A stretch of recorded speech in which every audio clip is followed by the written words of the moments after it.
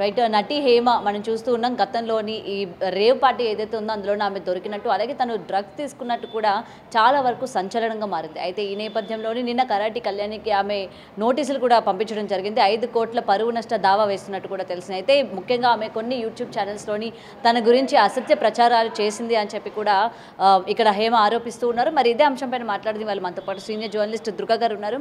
ఆవిడతో మాట్లాడి మరిన్ని విషయాలు తెలుసుకుందాం. రైట్. నమస్తే మ్యామ్. నమస్తే అండి. రైట్. ఇప్పుడు హేమ వేసిన ఇది 5 కోట్ల పరువు నష్ట దావా ఏదైతే ఉందో దీన్ని మనం ఏ విధంగా చూడొచ్చు అంటారు? దీనిపైన కళ్యాణి కూడా రియాక్ట్ అవ్వడం జరిగారు. సరే, నేను కూడా లీగల్గానే వెళ్తాను, లీగల్గానే నేను కూడా పోరాడతాను, నిజాలు ఏంటనేది జనాలకి తెలుసు అన్నట్టు. సో దీన్ని మీరు ఎలా చూస్తారు? ఎవరిని సమర్థిస్తారు? ముఖ్యంగా ఇక్కడ ఎవరిని సమర్థించడం లేదండి. కాకపోతే ఏంటంటే హేమ గారు ఇంత టైం ఎందుకు తీసుకున్నారు ఒక లీగల్ నోటీస్ ఇవ్వడానికి? ఈ ఇష్యూ జరిగి ఆల్మోస్ట్ కొన్ని నెలలు అయింది కదా. హేమ గారి పొజిషన్లో ఒకవేళ కళ్యాణి గారు ఉంటే ఏం చేసి ఉండేవాళ్ళు? ఎవరైనా అంతేనండి. తప్పు చేసినప్పుడు ఏమవుతుందంటే వాళ్ళు ఖచ్చితంగా తప్పించుకోవడానికే చూస్తారు. హేమ ఎక్స్పెక్ట్ చేయలేదు. ఒక వీడియో వదిలేస్తే నేను బిర్యానీ చేస్తున్నానని జనాలు పట్టించుకోరలే అనుకుంది. కాకపోతే ఇప్పుడు టెక్నాలజీ పెరిగింది కదా. టెక్నాలజీలో మనం ఏ తప్పు చేసినా ముందే తెలుస్తుంది. అది హేమ అలా చేయడం తప్పు. అట్ ద సేమ్ టైం ఆవిడకి టెస్ట్లో నెగిటివ్ వచ్చింది.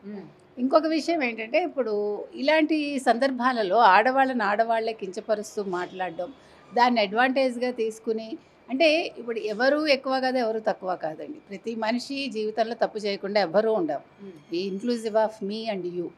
సో నేను అనేది ఏంటంటే తప్పు జరుగుతుంది. జరిగినప్పుడు తొందరపడి మనం మాటలు ఎవరిని కూడా మీరకూడదు. మాట పొదుపుగా వాడాలి ఎవరైనా సరే. బట్టలు పొదుపుగా వాడక్కర్లా, మాట మాత్రం పొదుపుగా వాడాలి. ఎందుకంటే మనం అలెక్కే వాళ్ళకు కూడా అదే చెప్పాము. సో నేను అనేది ఏంటంటే ఇవాళ ఈ ఇష్యూలో హేమ గారు 5 కోట్ల పరువు నష్టం దావా వేశారు. సరే, ఈవిడ కూడా కళ్యాణి గారు కూడా స్పందించారు. వెంటనే నేను లీగల్గానే దాన్ని చూసుకుంటాను అన్నారు. ఇంతవరకు ఓకే. కానీ ఇటువంటి సందర్భాలలో ఎవరమైనా సరే మన అవతల వాళ్ళని కమెంట్ చేసే స్థాయి ఎవరూ వెళ్ళకూడదు. అది వాళ్ళు గొప్పవాళ్ళ, తక్కువ వాళ్ళ, చిన్నవాళ్ళ, పెద్దవాళ్ళ, ఐఎమ్ నాట్ టాకింగ్. నేను అనేది ఏంటంటే ఒకరికి ఒక కష్టం వచ్చింది. సరే, ఆవిడ తప్పే చేశారు. ఆవిడ రేవ్ పార్టీకి వెళ్ళారు, వెళ్ళలేదని చెప్పారు. She also a celebrity. ఆవిడ ఎప్పటి నుంచో ఇండస్ట్రీలో ఉన్నారు. ఆవిడకంటూ ఒక గుర్తింపు ఉంది. At the same time Karate Kalyani గారు కూడా ఆవిడకు ఉండాల్సిన గుర్తింపు ఆవిడకుంది. కానీ మనం రెచ్చిపోకర్లా. ఇప్పుడు నేను గొప్పదాన్ని అనుకుని నేను రెచ్చిపోతే నాకే అది నష్టం కదా. ఇప్పుడు మనిషి మాట తూలొద్దండి. ఏ రకంగా అంటే మనం మంచిగా మాట్లాడితే అది ఎదురువాళ్ళు తీసుకుంటారు. ఇప్పుడు కళ్యాణి గారు ఇంత పరుషంగా మాట్లాడకుండా ఓకే ఒక కమెంట్ చేసి వదిలేస్తే ఈరోజు లీగల్ నోటీస్ వచ్చింది.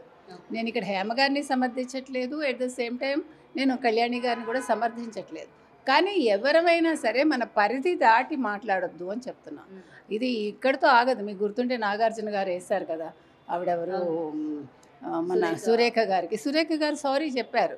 చెప్పినా కూడా ఆయన అంటే ఇక్కడ డబ్బు కాదు నేను అనేది, పరువు నష్టం దావాలేసి దానివల్ల వచ్చేది ఉండదు. కాకపోతే ఏంటంటే కొన్ని సందర్భాలలో మనుషులు తెలియకుండా మాట తూలచ్చు. అది కావాలని జరగదు. సురేఖ గారి విషయంలో అలాగే జరిగింది. ఎందుకంటే సురేఖ గారు అందరికీ తెలుసు, she such a nice person, అది వేరే విషయం. కానీ ఇక్కడ హేమ విషయంలో హేమ తప్పు చేశారు, తప్పు చేసి దాన్ని కప్పిపుచ్చుకోవటానికి ఆవిడ కొన్ని డ్రామాలు ఆడారు. అది అందరూ గుర్తించారు. గుర్తించాక పర్టికులర్గా కరాటే కళ్యాణి గారే ఎందుకు అంత హార్ష్గా మాట్లాడాలి? అది తప్పు అంటున్నాను. అంటే వీళ్ళిద్దరికీ వ్యక్తిగతంగా ఏది లేదు అని చెప్పుకుంటున్నప్పటికీ ఏదో ఉంది అన్నట్టు ఆవిడ మాటల్లో తెలిసింది అని అయితే కొంతమంది అంటున్నారు. ఏం చెప్తారు మ్యామ్? వ్యక్తిగత రైవలరీ ఉండొచ్చండి. ఇప్పుడు ఎవరికైనా స్పర్ధ ఉంటుంది. ఒకే ఇండస్ట్రీలో ఉన్నప్పుడు, ఒకే మీడియాలో ఉన్నప్పుడు అట్లనే ఉంటుంది కదా. మీకంటా నేను ముందు ఇవ్వాలి, నాకంటా మీరు ముందు వార్త ఇవ్వాలి, ఆ స్పర్ధ ఉంటుంది. అలాగే క్యారెక్టర్స్ విషయంలో కూడా ఇది నేను చేస్తాను, అది నేను చేస్తాను, వాళ్ళకు ఉండొచ్చు. That's a different issue. దానికోసం మనం ఒక వ్యక్తిని మనం క్యారెక్టర్ అసాసినేషన్ చేయకూడదు.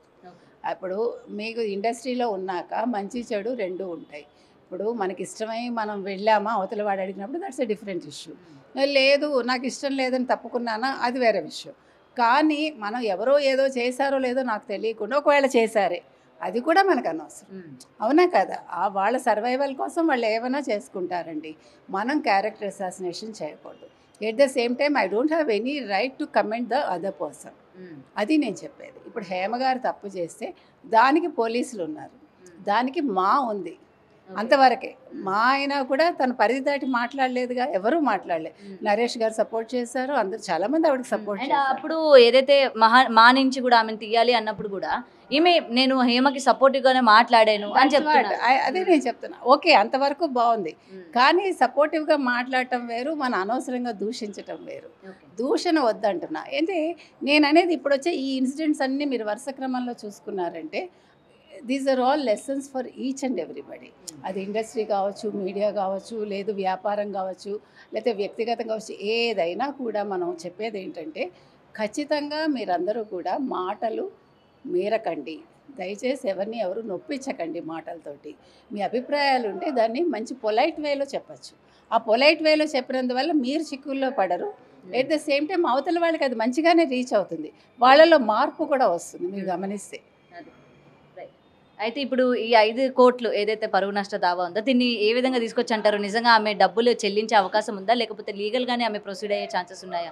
అండ్ ఇది ఈమెకే కాకుండా ఇలానే ఏదైనా ఇష్యూ పైన మాట్లాడే వాళ్ళందరికీ కూడా వర్తిస్తుంది అనుకోవచ్చా?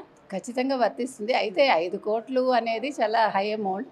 కాకపోతే ఏంటంటే ఇక్కడ ఇండస్ట్రీ పెద్దలు మేబీ మా వాళ్ళు కొంచెం కలగజేసుకుని వాళ్ళిద్దరికీ కొంచెం సామరస్యపూర్వకంగా వాళ్ళకి ఒక ఇది చేస్తే బాగుంటుంది. అంతవరకు మనం చెప్తాం. ఎందుకంటే ఎవరు కూడా తెగేదాకా లాగొద్దు, అది మనం చెప్తున్నాం. ఎందుకంటే అందరూ ఇండస్ట్రీలో ఉండేవాళ్ళే. ఇండస్ట్రీలో ఒకళ్ళ మొహాలు ఒకళ్ళు రేపు పొద్దున చూసుకుంటారు, మళ్ళీ వీళ్ళే ఫ్రెండ్స్ అవుతారు, అందులో డౌట్ లేదు. ఇవన్నీ టెంపరీ ఫేజులు కాబట్టి సరే ఇది కొంతకాలం నడుస్తుంది, తర్వాత వాళ్ళే కాంప్రమైజ్ అవుతారని మనం అనుకుందాం. Thank you.